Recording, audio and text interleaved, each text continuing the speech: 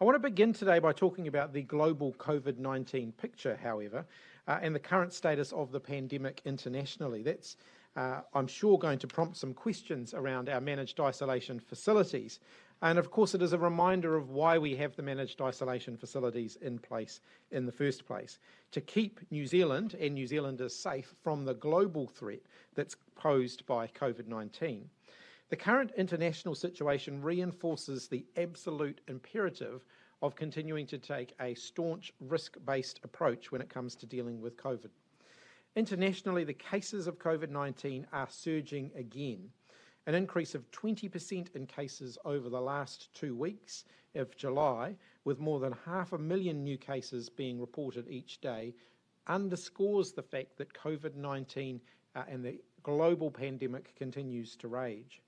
The World Health Organization is reporting that the Delta variant has now spread to 132 countries and continues to spread to more. Cases are on the rise in multiple continents, including Africa, Asia, North America, and Oceania. In the United States, a renewed surge in cases has seen its 7-day rolling average of daily cases increased by more than 500% over the past month to an average of almost 80,000 new cases every day. Closer to home, Fiji sees cases also accelerating, with an average of 1,000 cases reported each day over the last week. There are currently more than 22,500 active cases in Fiji, and those are the ones that are reported. The World Health Organization continues to warn that many people are mistakenly seeing the pandemic is coming to an end. It is not. And that's why our managed isolation program has to continue to be very careful in its balance of keeping COVID-19, and particularly the Delta variant, out of New Zealand, whilst also allowing New Zealanders to return home and bringing in critical workers to support New Zealand's recovery. These are just some of the factors that we're balancing around managed isolation. Every extra MIQ space we open up increases risk. We already bring in 4,000 people, the equivalent of a small New Zealand town, every fortnight. We bring in around 3 times more people per capita than Australia does through its managed isolation facilities. More than 10% of those places are being used every month to support workers coming into the country that are supporting the recovery. And across the Tasman, Australia's recent outbreaks can be traced back to managed isolation. So even if people are vaccinated and around the MIQ system, there is still risk there, and we need to do everything we can to minimise that risk. So for these reasons and more, the government will continue to take a very staunch approach at the border, and that will limit the number of people who are able to come into New Zealand.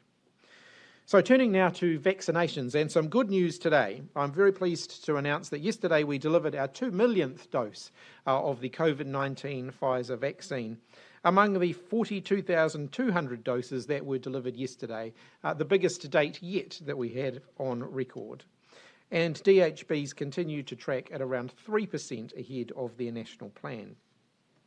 I also want to acknowledge the support and commitment of major employers who are throwing their weight behind workplace vaccinations. More than 250 submissions have been received from employers who are asking to become workplace vaccination sites. These applications are currently being assessed by an evaluation panel. Mainfreight and Fonterra are the initial pilot work sites. They'll be followed by the Warehouse Group and Fisher & Paykel Healthcare.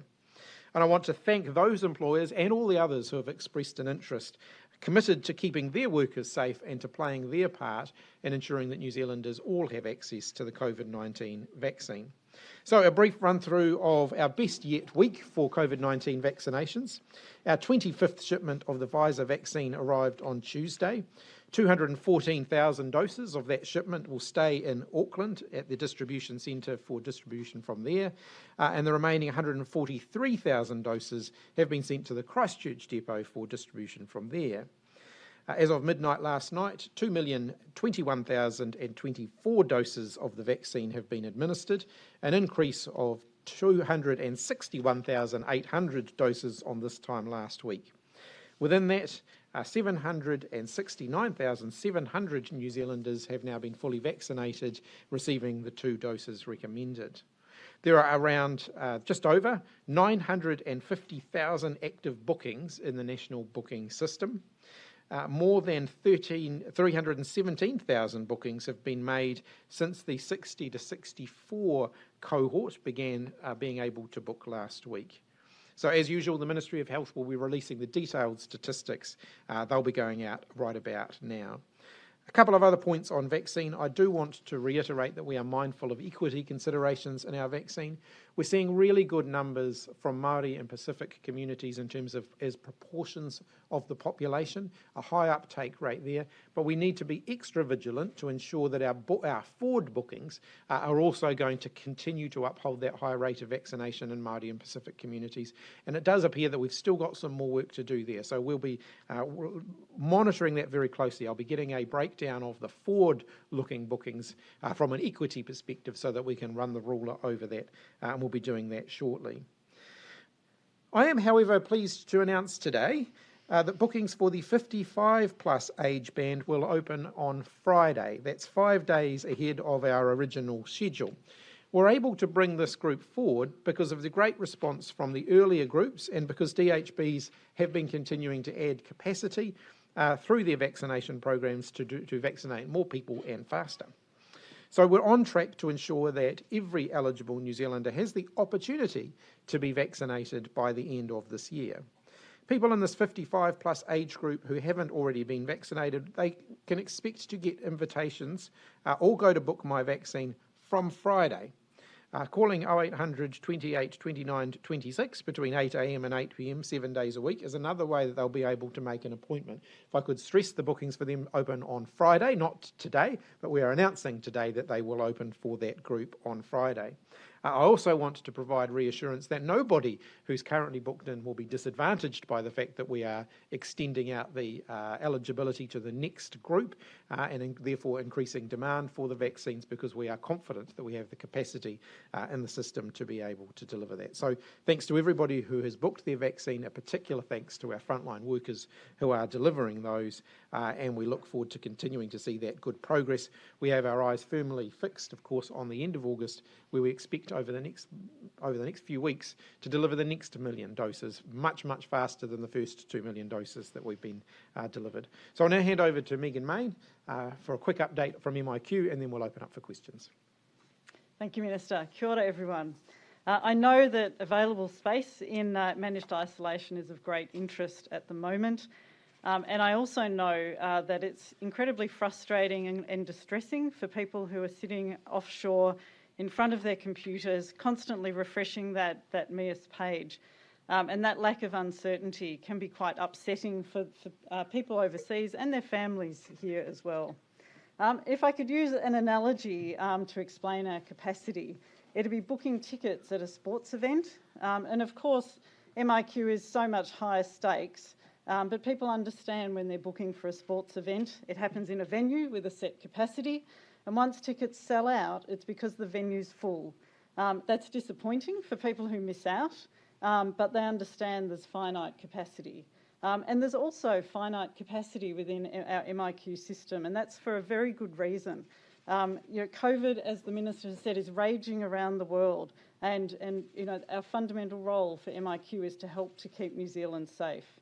We want to keep COVID out of New Zealand, and part of this is managing the flow of people into the country.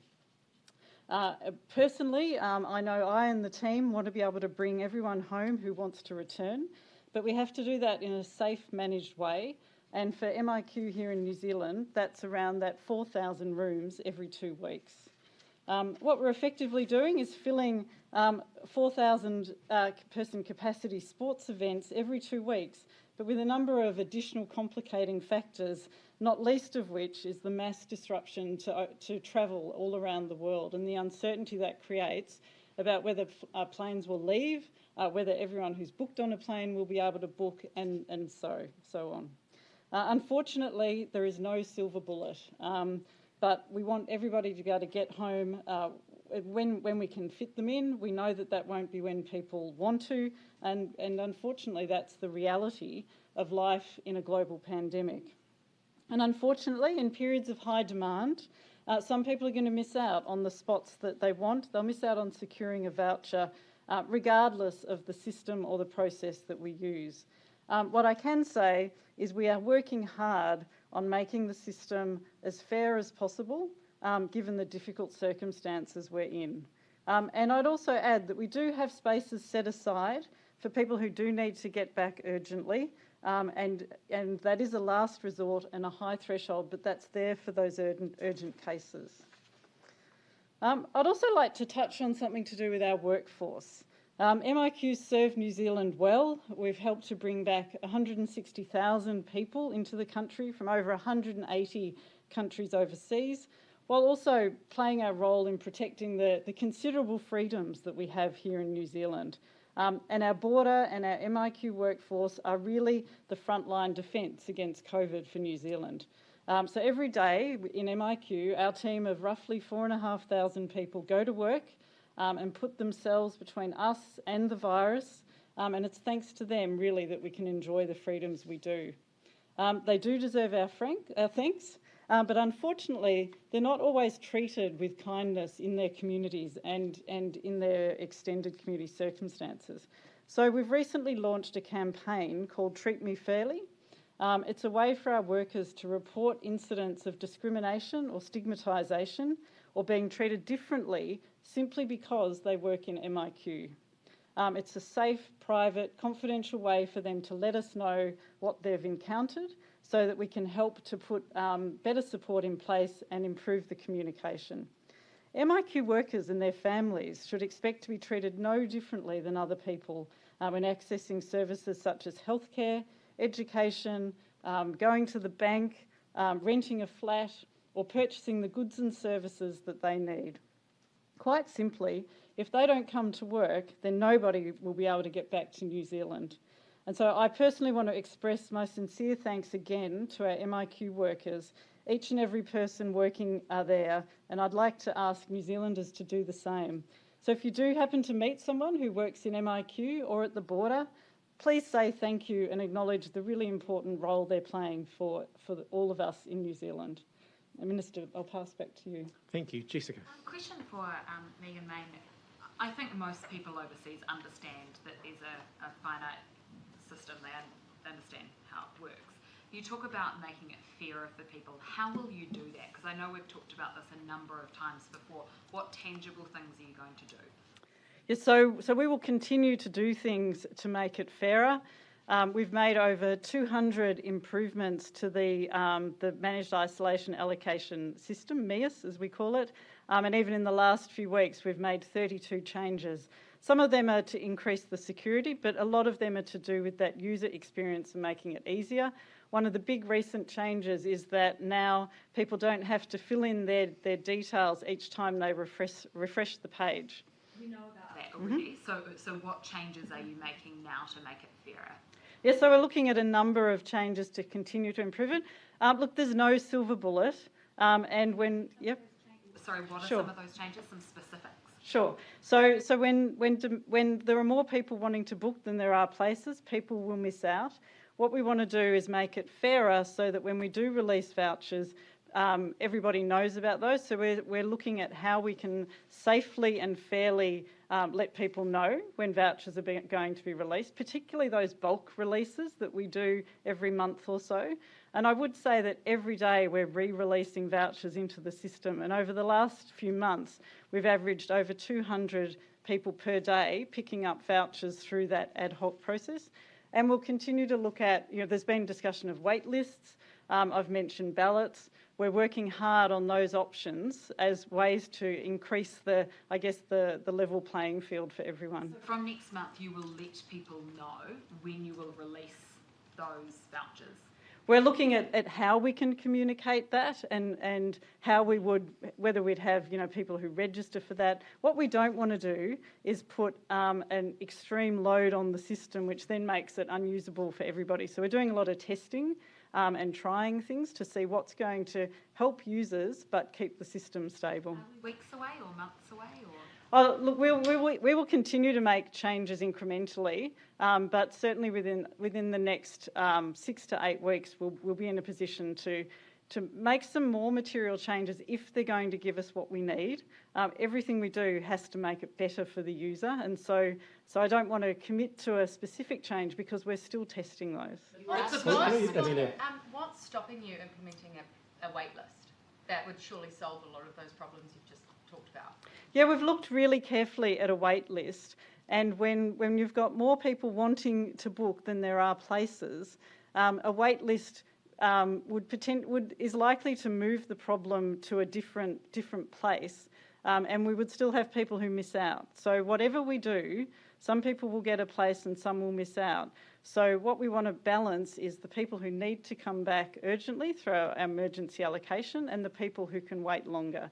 I mentioned last time that we are looking at a ballot as well, and we just need to weigh up what's going to give us the best result during these periods where we've got such higher demand than we've got spaces. You saw that this problem coming. You were saying at the start of the year that MIQ was booking up, and you pre-warned that people should be coming home now because there's allocations. So you had lots of pre-warning that you would be in this situation. Why haven't you made these decisions and come to this point much earlier down the track?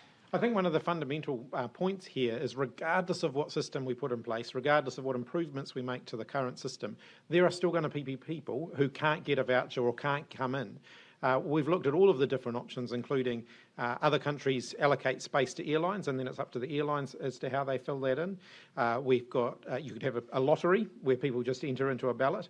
No matter how you cut it, there aren't going to be enough spaces for everybody that wants to come in, and so there will continue to be some disappointment there. And so can I just add, over 100,000 people have booked places through MIAS. So MIAS as a system is working. What we've seen since late June is a real spike in demand. So we haven't had this level of demand previously. And that, the way MIAS works is first in, first served effectively to book has served us well, and we're now looking at how to deal with these increased levels of demand. Quite misleading, okay, isn't it? we'll come back here. It's quite misleading, isn't it, to talk about finite capacity when you actually set the limit, the number of rooms. A lot of people overseas will say, well, why don't you open up more rooms? Why don't you increase the capacity? Well, look, we keep looking at whether there are ways that we can increase capacity and increase utilisation as well. One of the things that we've done is move to a cohorting system, which we currently have suspended because of the Trans-Tasman returnees issue, and we're trying to accommodate more people. But that actually has an impact on the room utilisation. So we're always looking at how we can continue to drive efficiency there so that we can cohort in the most efficient way possible. So there's always things that we're looking at, but there's a limited workforce. One of the reasons that we have been successful in keeping COVID-19 out of New Zealand is that our system is very rigorous. The more spaces there are in that system, the more risk that there is. What about the 1,000 rooms or so that were kept as contingency now that the Trans-Tasman bubble is effectively paused? So at the moment they're still being used for the Trans-Tasman and are likely to continue to be used for Trans-Tasman for some time yet to come, bearing in mind that they are now the only way people across in Australia who have been stranded in Australia can come into New Zealand, and particularly for New South Wales, where they didn't get the opportunity and amnesty to return. There's still, as we know, potentially several thousand people who may be looking to return. So that'll take us a while to clear through that. We then have to consider that we've also got a travel bubble with the Cook Islands. We still have to have a contingency there in the event that we needed to do anything in that space. And as the Prime Minister announced on Monday, we've got arrangements coming for one-way travel with other Pacific countries. So there's still going to be a need to have contingency in there in the event that something last minute happens and we need to somehow accommodate a substantial group of people at short notice. You were asked in the Select Committee today, what does and does not violate the rules for the MIQ booking system. There's a tool available online. You install it into your browser. It'll open a browser window, continually refresh the page, and make a beep when something becomes available. But then you yourself have to go and book a room. Would that be something that would violate the rules? So, as I said this morning, it's disappointing that we're seeing a market appearing for scripts that can help users, but I really understand that people overseas are desperate to get back. These scripts that alert a user that rooms have become available don't directly violate our terms of use. Our terms of use require the user to log in and make that booking themselves. I would clarify that, some people can't make that booking themselves. It could be an elderly person or a child, and certainly someone can make that booking on their behalf, but they have their own login and password. Where we're breaching terms of use is where a third party asks the user to give them their login, their password and all of their personal details. So as you've already heard us say, one of the things the team are looking at are whether some of the things that people are currently paying to get, we can provide for free. For example, alerting them when we're releasing rooms so that they're not ending up having to pay someone to provide them with that service.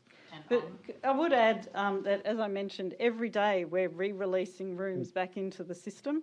And at the moment, that's a couple of hundred rooms per day. So in addition to our large releases, there is a regular flow of rooms back in, and we monitor who's securing those rooms, and we see, you know, the pattern of demand that way as well. Yeah. We'll come back over here. When Yeah. you expect to finish vaccinating group 2? Because on the current numbers, your first dose is probably over the size of group 2, but it's still 82%-ish if group 2 have had their first dose. Sorry. Are you going to get all the way there in the next month? Look, as I indicated this morning, it's voluntary for Group 2 to be vaccinated. 82% is a good number, but having said that, I'd like it to be higher, and so we'll continue to follow up with them. One of the things we've got is happening at the moment is DHBs working more intensively to make sure that their workforces have been coming forward and getting vaccinated. For frontline health workers, in my view, it's very important that they do that and they take up that opportunity. And so, you know, we'll continue to work on that. But we're not going to slow down the rest of the vaccine rollout because some people in Group 2 have not yet taken up the opportunity. Absolutely confident that everybody in Group 2 has had the opportunity. Just on the 55 plus opening from Friday, how did you manage to wrangle that? Like, how's it 5 weeks ahead of schedule? It's 5 days as opposed to five weeks. And it literally is a question of demand is, you know, we kind of anticipate what we think demand will be when we open up a group. We then look at a point at which we think we're going to need to open up more demand to keep a steady level of demand in the system. And we've reached that point earlier.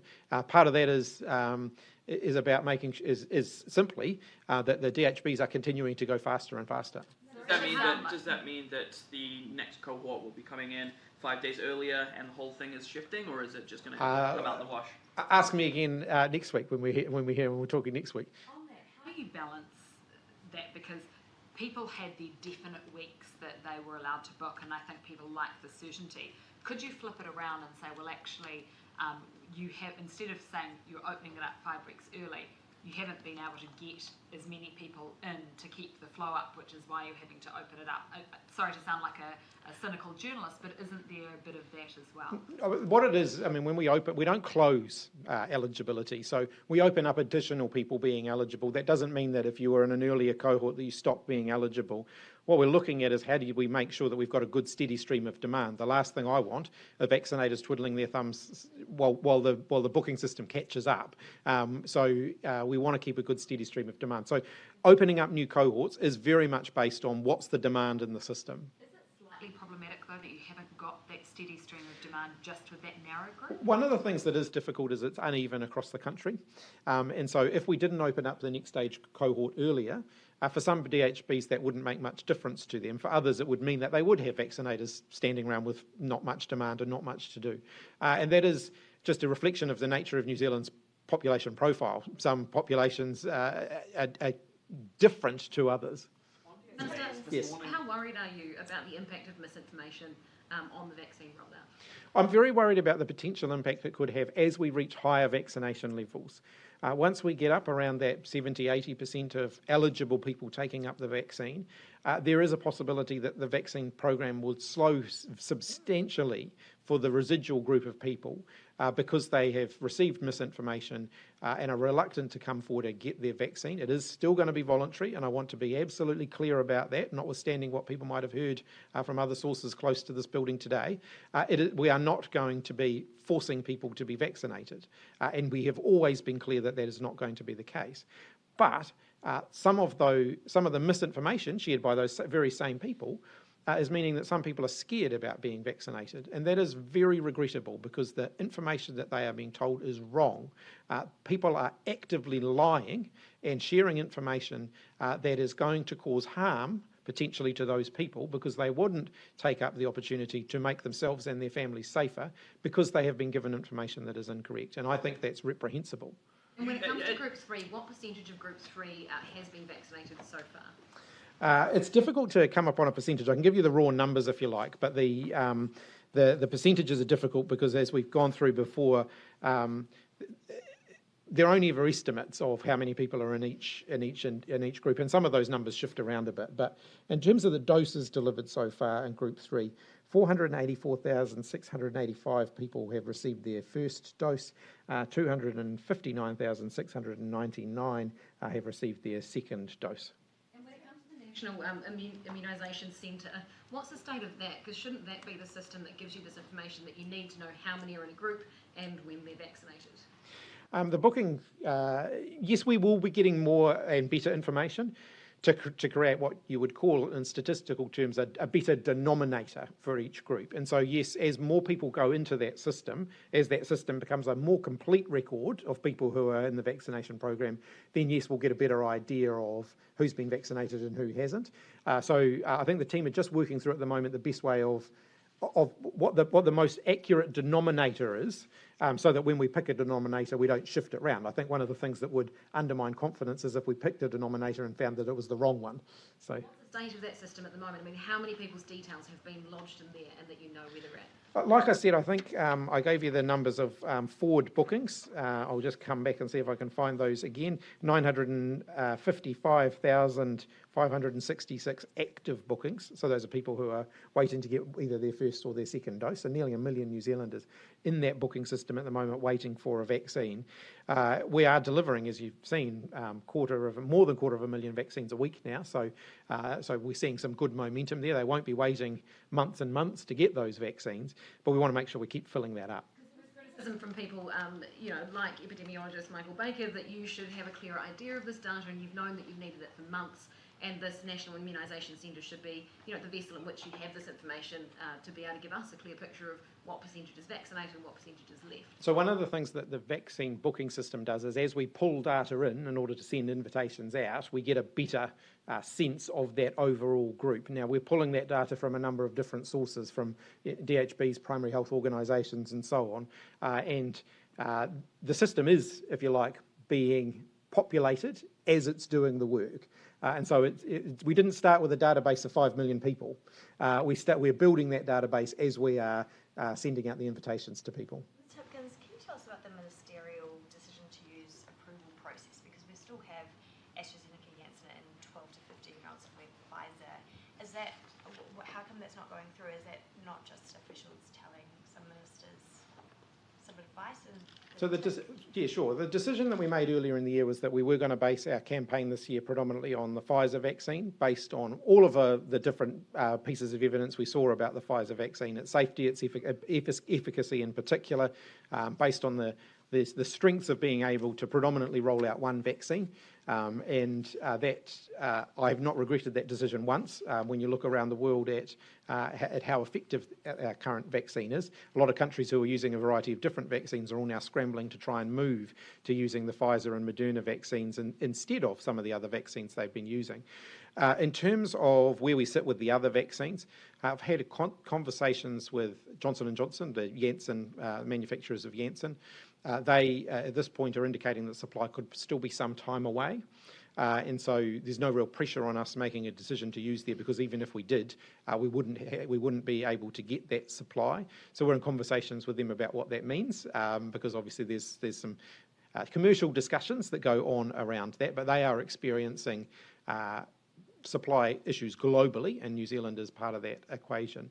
In terms of AstraZeneca, at this point we don't have an intention to use AstraZeneca in New Zealand, but the approval does provide us with more opportunities to receive the vaccine and share it with partners who wish to use it. Just on your message to anti-vaxxers, I mean, there's a group of people outside Parliament now waving all sorts of flags. They've got placards that say "masks are for slaves." What's your message to those people? Just be informed. Speak to people who can provide good, factual, impartial information. If you don't trust politicians, a lot of New Zealanders don't, speak to your local GP, speak to someone who is working in the health system, and ask them for factual, reliable information, because a lot of the information that those people are being given is just downright wrong. Minister, on Māori vaccination rates, the theory behind having a group 3 is that this is a group of people who is at higher risk if they were to catch COVID-19. We've seen evidence, and modelling that shows that a younger Māori person might have the same level of risk as an older Pākehā person. Why shouldn't the group 3 restrictions, or just the age brackets in general, be different for Māori and Pacifica who are more likely to be at risk at a lower age? Do you see what I'm saying here? I think the Cabinet did weigh all of that up when we decided the rollout framework. One of the things that you would have seen us do in the cohort most at risk around South Auckland, where we know we've got high concentrations of Māori and Pacifica people, we did have a slightly different approach there to target those who were more at risk. Ultimately, though, we want a clear and nationally consistent rollout so that everybody knows where they sit within that. We're working as fast as we can to get to everybody, and as I said, we've just opened up another age cohort, which is, I think, encouraging, which will include a much greater proportion of at-risk Māori and Pacific New Zealanders. Jessica. When you talked before about new rooms being released every day, and you said a few hundred each day are being released, how many of those rooms are being released? Because anecdotally we're hearing that it's really tough to get a space, but from what you're saying, it sounds like it should be a lot easier. So the rooms are being released, but the number of people trying to get those rooms is incredibly high, and so they're being snapped up quickly by regular users. And so it really comes back to the number of people trying to get those spaces compared to how many we've got available. Our focus is on making as many of those rooms available online, and so when people's plans change, we ask them to let us know. We send reminders to people who are booked to travel so that if their plans are changing, or for example if they don't pass their pre-departure test, we find out as early as possible so we can get those rooms back into the system, because every room is someone who can come home. Do they get released all at one time each day, and could that be an answer to some of the issues of people refresh? Yeah, it's a good question. What we try to do is balance it across time zones. So in every choice here, there's a trade-off around how we balance keeping it simple with making it fair and also making it understandable. And no system is perfect. Something that I'm keen to do is to provide more information to the public around what we're doing with our rooms. We do a lot of work to try and optimise the system, but I think we can definitely be more upfront around what some of the challenges are. For example, when rooms are offline for maintenance, for ventilation, there's more information we can give to explain why we've got the capacity we've got. Joe, up the back. Just to come back to Mark's question, given the variations that you have with what is effectively a postcode lottery with the rollout, isn't it a bit of a laugh to say, well, you want the system to be clear and age groups to be clear and not prioritise Māori, who we know have that 10-year difference in terms of life expectancy? Is it really adding a complication and a confusion when, let's face it, there's a massive complication and confusion from DHB to DHB as it stands anyway? I think to say that we're not prioritising Māori and Pacific New Zealanders who are more at risk, I think is incorrect. There are different ways that we reached into those communities, including through the whānau-based approach that we've taken to the rollout, particularly in communities where there's high concentrations of Māori and Pacific people. And you've seen that in Northland.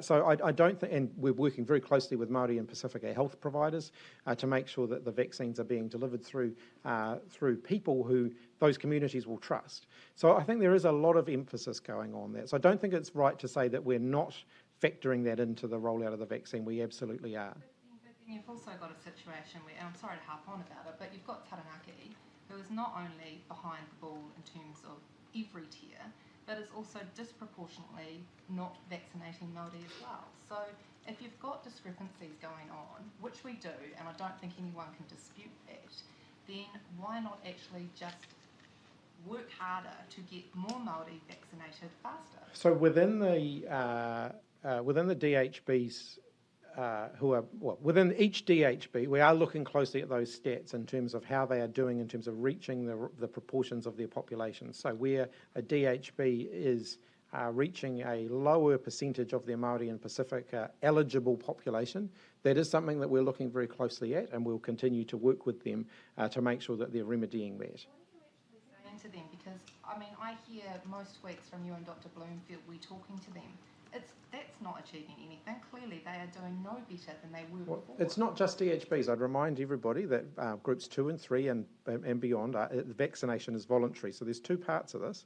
One is the work the DHBs are doing to reach into those communities, and the second is the willingness of those communities to come forward and to be vaccinated.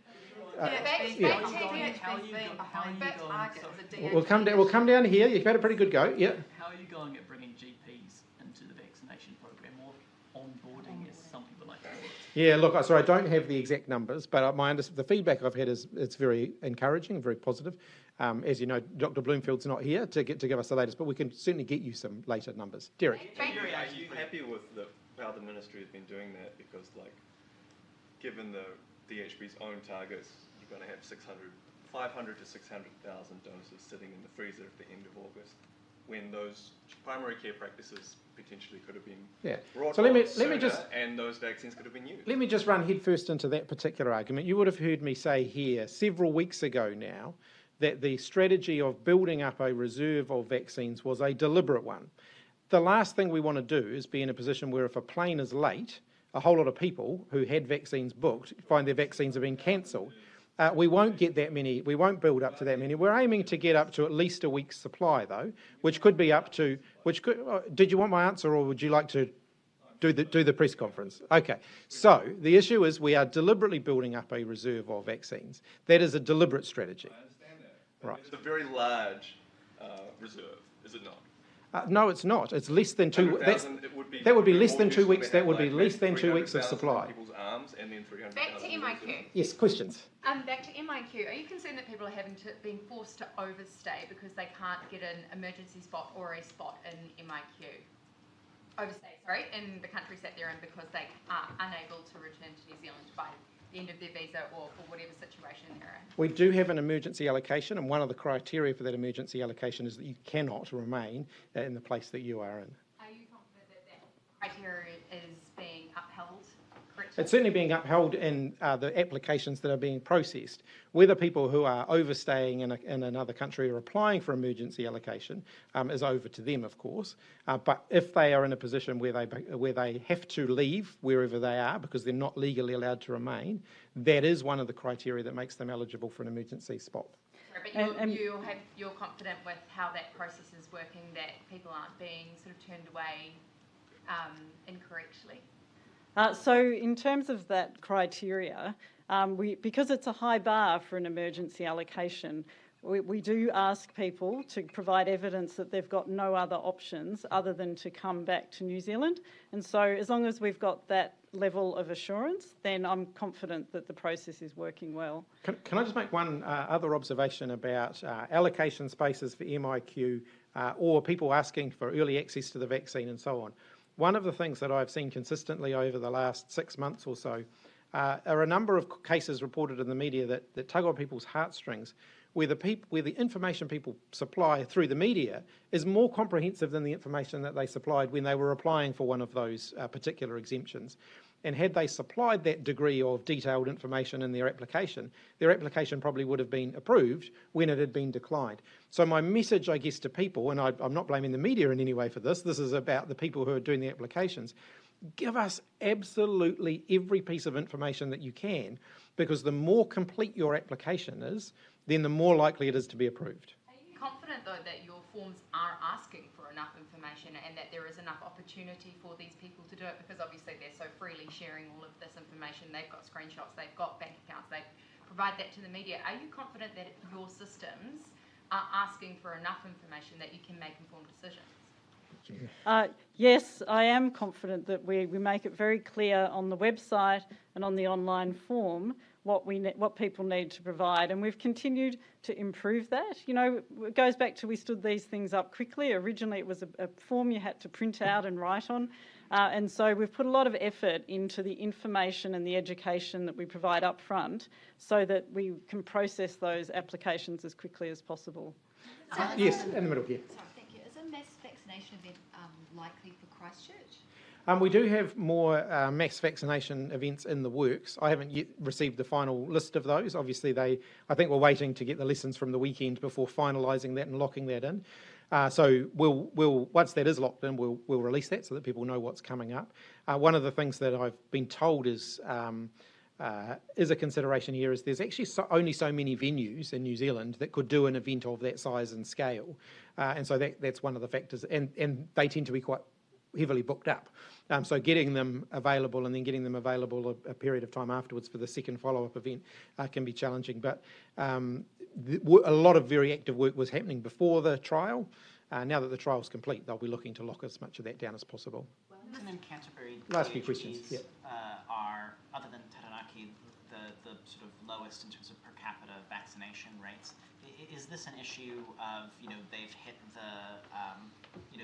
barrier for, they've vaccinated all the people in their eligible populations, and there's some of those that will most benefit from advancing the group timetable a little bit, or is it a hesitancy issue in these areas?